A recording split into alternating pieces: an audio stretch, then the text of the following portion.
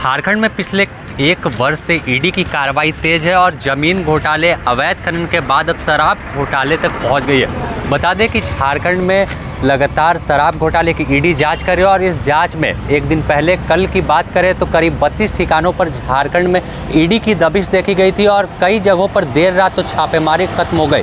लेकिन जामताड़ा में जो योगेंद्र तिवारी का आवास है वहाँ पर छापेमारी दूसरे दिन भी जारी है। ईडी को कई ऐसे दस्तावेज मिले हैं जिसे खंगालने में तमाम ईडी के अधिकारी जुटे हुए। जिस तरह से शराब घोटाले मामले में कल ईडी की दबिश देखी गई, उसमें वित्त मंत्री रामेश्वर उरांव के बेटे रोहित उरांव के आवास से करीब 30 लाख रुपए नगद और कई दस्तावेज मिले।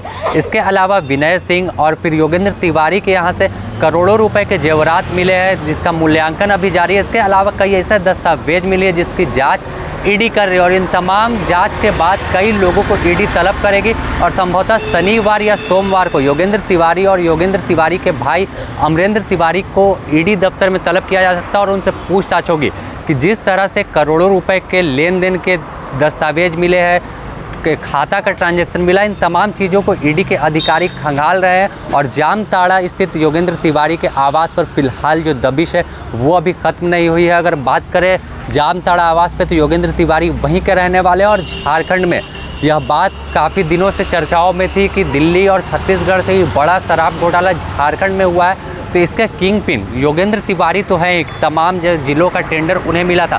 तो इसके पीछे और कौन कौन से लोग हैं, किस तरह से घोटाला किया गया है। अगर बात करें जामताड़ा में छापेमारी का तो जामताड़ा ही एक केंद्र बिंदु है शराब घोटाला का, क्योंकि तमाम जो जिलों में अकाउंट शराब टेंडर होने के बाद जो खाता खोला गया था वह मिहिजाम एक जगह है जामताड़ा में, वहाँ पर अकाउंट खोला गया था और तमाम पैसे जो थे उसी में लेन देन होते थे। और इसकी शुरुआत की अगर बात करें तो पहले 58 करोड़ रुपए के करीब बताए जाते हैं कि ट्रांसफ़र हुआ था। उसके बाद से इस घोटाले की शुरुआत हुई थी और यह काफ़ी बड़ा घोटाला हुआ।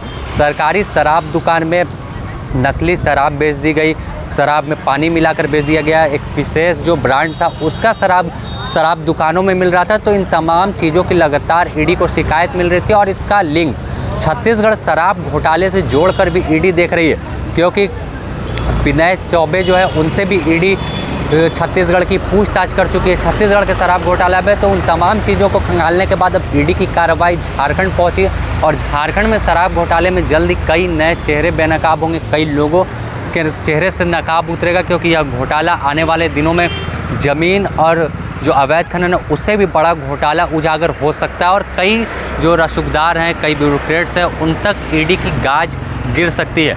तो जिस तरह से छापेमारी में जो दस्तावेज मिले हैं, जो जेवरात मिले हैं, उस आधार पर ईडी उन तमाम चीज़ों की गहनता से जांच करेगी और जब योगेंद्र तिवारी और अमरेंद्र तिवारी से पूछताछ ईडी दफ्तर में होगी तो उसके बाद अन्य लोगों को ईडी समन करेगी जो इससे जुड़े लिंक हैं। उन तमाम लोगों को समन भेजकर ईडी दफ्तर में पूछताछ के लिए बुलाएगी और उस लिंक कड़ी को आगे जोड़ने की कोशिश करेगी। तो आने वाले दिनों में अब शराब घोटाले में भी ईडी की दबिश झारखंड में दिख सकती है, जिस तरह से एक दिन पहले दिखी। और फिलहाल जामताड़ा में छापेमारी जा रही है। तो जब पूरा मामला का खुलासा होगा तो एक बड़ा किस तरह से सिंडिकेट काम कर रहा था इस शराब घोटाले में और किस तरह से घपला घोटाला किया गया, इन तमाम चीज़ों से ईडी पर्दा उठाएगी। द न्यूज़ पोस्ट आपको तमाम अपडेट से रूबरू कराता रहेगा। अपने सहयोगी संतोष के साथ Sameer, the news post, Ranchi.